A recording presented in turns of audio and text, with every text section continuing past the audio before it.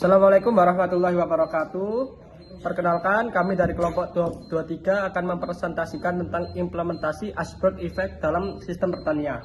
Sebelumnya, perkenalkan, nama saya Ahmad Alto Visena dengan NIM akhir 306. Saya Bakti Putra Pratama dengan NIM akhir 330. Nah, pada video kali ini, saya akan membahas iceberg effect di bidang sektor pertanian. Karena di bidang sektor pertanian sering mengalami berbagai masalah seperti gagal panen, penurunan produksi, dan ketidakstabilan hasil. Nah, pada slide pertama yaitu pengertian iceberg effect. Iceberg effect adalah konsep yang menggambarkan bahwa masalah yang terlihat hanyalah sebagian kecil dari keseluruhan masalah. Sekitar 10% terlihat di permukaan, sedangkan 90% lainnya tersembunyi di bawah permukaan dalam bentuk pola, struktur, sistem, dan pola pikir.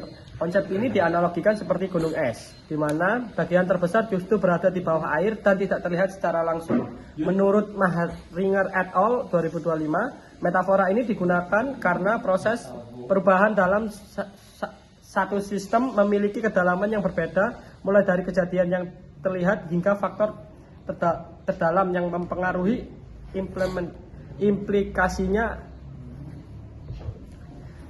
Selanjutnya yaitu teori iceberg model. Dijelaskan bahwa iceberg model terdiri dari empat level. Yang pertama yaitu event.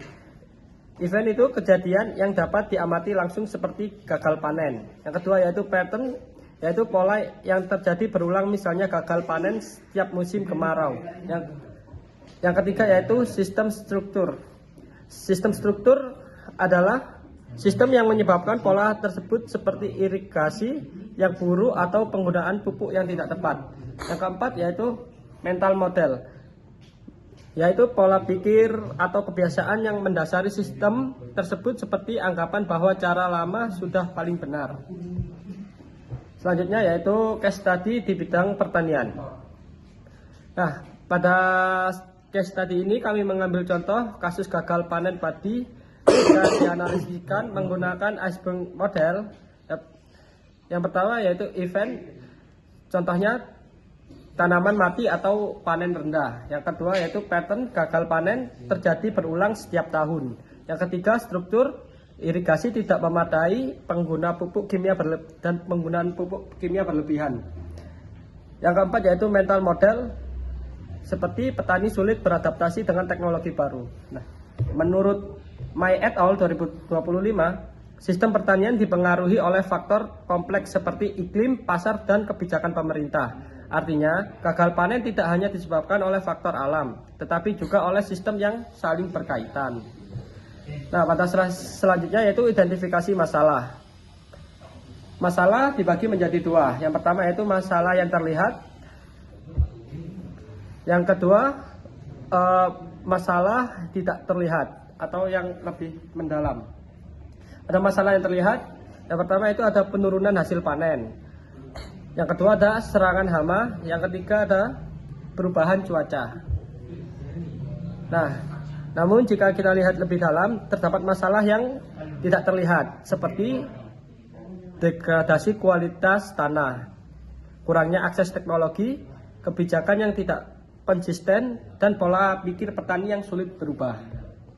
Nah, menurut May et al. 2025, masalah dalam sistem pertanian bersifat kompleks dan saling berhubungan, sehingga tidak bisa diselesaikan hanya dari satu sisi saja. Untuk slide selanjutnya yaitu slide 6, yaitu penanggulangan. Pada slide 6 ini penanggulangan dilakukan di semua level iceberg.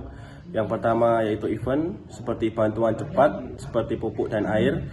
Pattern seperti penyesuaian pada pola tanam. Struktur yaitu sebagai perbaikan sistem irigasi dan kebijakan. Mental model untuk edukasi dan perubahan pola pikir petani. Pendekatan ini menunjukkan bahwa solusi harus dilakukan secara menyeluruh. Jika hanya fokus pada bantuan langsung, maka masalah akan terus terulang di masa depan. Untuk slide selanjutnya yaitu solusi dari tim kita. Pada slide ini kami mengusulkan beberapa solusi. Yang pertama yaitu smart farming dan IoT, yaitu untuk memantau kondisi lahan secara real time. Yang kedua yaitu perkiraan iklim adaptif. Di sini agar petani dapat menyesuaikan waktu tanam. Yang ketiga yaitu pertanian regeneratif, yaitu untuk menjaga kualitas tanah. Keempat yaitu kolaborasi multi pihak, yaitu antara petani, pemerintah, dan akademisi. Solusi ini bertujuan untuk mengatasi masalah dari akar hingga ke sistemnya, bukan hanya di permukaan saja. Untuk slide ke-8 yaitu perbandingan domino dan iceberg. Di sini domino effect itu melihat masalah sebagai hubungan sebab akibat yang linier, contohnya hama, gagal panen, dan solusi pestisida. Namun pendekatan ini memiliki keterbatasan karena hanya melihat satu penyebab. Sedangkan efek iceberg melihat masalah sebagai sistem yang kompleks dengan banyak faktor sembunyi seperti iklim, kebijakan, dan perilaku petani. Menurut Mahinger et al. Tahun 2005, pendekatan iceberg lebih relevan karena mampu mengungkap hubungan antar faktor yang tidak terlihat secara langsung.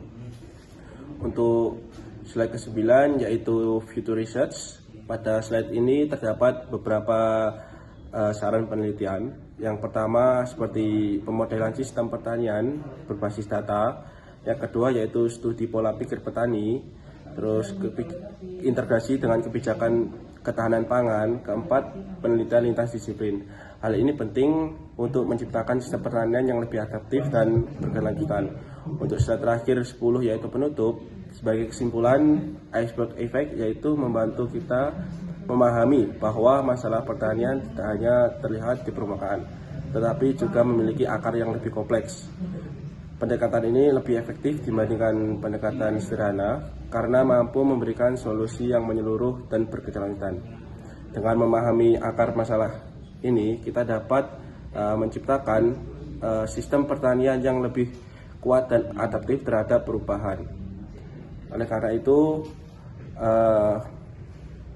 akar masalah akan terselesaikan. Terima kasih. Wassalamualaikum warahmatullahi wabarakatuh.